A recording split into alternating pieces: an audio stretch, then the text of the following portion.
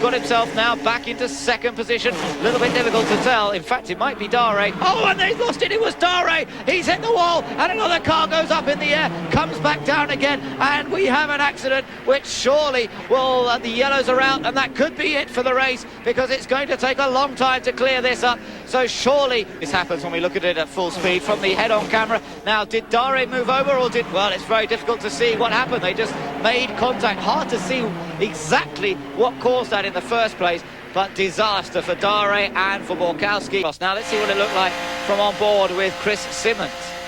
Oh dear, there's a frightening thought. They're 190 miles now. Look at that car of Borkowski up on the outside there. And each other. Sorales actually replaced the front wing, went back out, but then lap 14, PK was in control. Enerson greatly missed the braking point, and this was frightening. Huge crash there for RC Enerson, and he's so lucky to walk away from that incident. Scary stuff. Look at this, the best news of the day. He climbs out. The new Dallara IL-15 did its job. 5 cars locked in a pretty good battle for 4th, 5th, 6th, and 7th. And the number 9 machine, Kristen Airy, Anders Krohn, hits the wall, and we've got a bad crash in front of you at turn 2.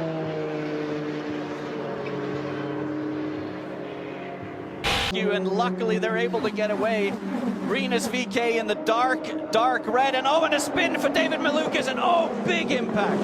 Big impact, and as you see there, the rear of the car up. We will look and confirm to find out exactly who this is. The good news is it looks like everybody moving around and okay. David Malukas was one of those machines. And Chris Windham as well. Chris Windham, for the second time in as many days, is involved in a big-time crash, but once again, he is moving around, it appears, in that cockpit. That's what's great to see. There you take a look at that rookie, the UTEC star. After this very scary accident, we can now tell you that both of them have gotten out of their machines and walked away under their own power.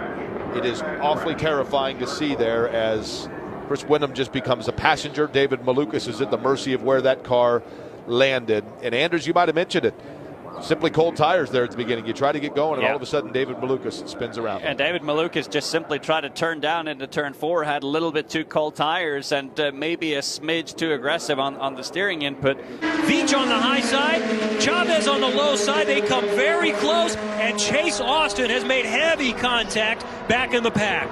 That is a vicious hit for Chase Austin. It looks like he's moving in the car, so that is very good news indeed, but that was a really big hit. I really hope he's okay there.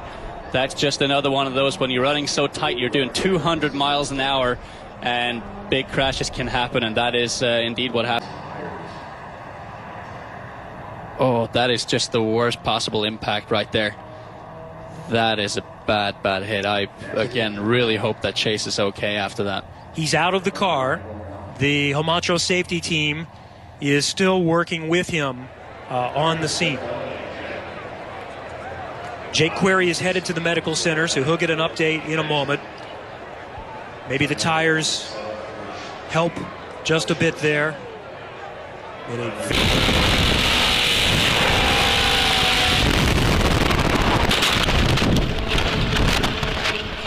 Wide behind here, going for the lead on the outside. Christian Rasmussen. Stingray Rob hangs on to it. Rasmussen in second, and then there's hard in the wall contact with Christian Bogle, and that's a big one. Exit of 5, 7 car back there.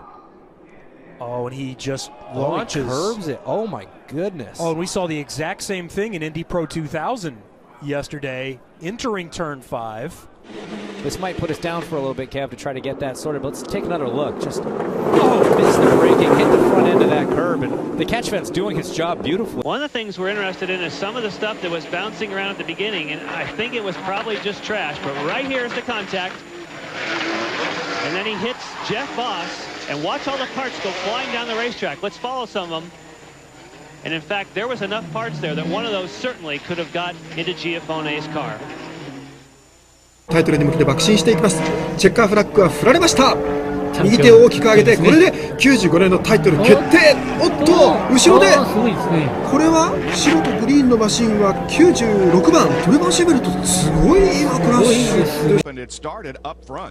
Yeah, let's look at slow motion. There's Wade Cunningham spinning, hitting the wall. We'll see that again. Now we'll look at the front nose. Watch. Here's Ryan Justice. Bam! His right front goes across that debris. Has no control. Here it is again. Now Wade doesn't make contact with Chris Festa. There's no contact there. Wade spins on his own, all by himself, in the wall. Watch the front nose. It comes down, hits. Now watch the right side of your screen. Bam! Here comes Ryan, straight on in, big impact. Thank gosh for that safer barrier. Yeah. It absorbs some of that energy, fire from the gearbox. Now, here's the spin. Wade Cunningham up to the wall. Look for Ryan, come across your screen here. Ryan Justice, the LifeLock car. Here he is, bam! Incredible. Way through. J.R. Hildebrand, there's Antonucci, Matos. On board with Rafa, they go down through corner. Oh, and a car upside down. Unable to get a reading on exactly who it is. But Safety team, there he is crawling out. That's great to see. That is really good to see. Mitch climbs out. Doesn't appear to be any worse for the wear after a scary ride. Wow. Yeah, and lots of times when you just slide through the dirt, that's not a big deal, but something has to trip a car to get it to there. That's what I say. It was sliding and probably impacted a lot of dirt and eventually tripped it. So here, let's take a look. Oh, that's something happened prior to getting out on the dirt. So he was upside down on the pavement. On the racetrack, yeah. And I would what has to